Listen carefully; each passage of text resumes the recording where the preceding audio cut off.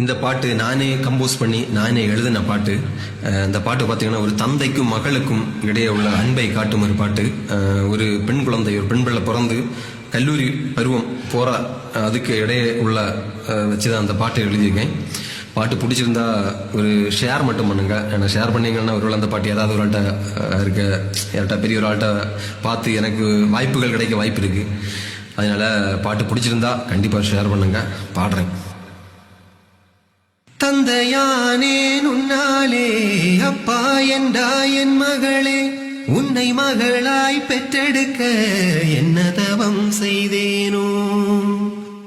எந்தன் உருவம் பெண்ணாக வந்து பிறந்த கண்ணேனி, என்றும் எனக்கு சந்தோஷம் தந்தாய் என் நிலவே. கொஞ்சம் மழலை பேச்சில் அப்பா என்று அழைத்தாய்.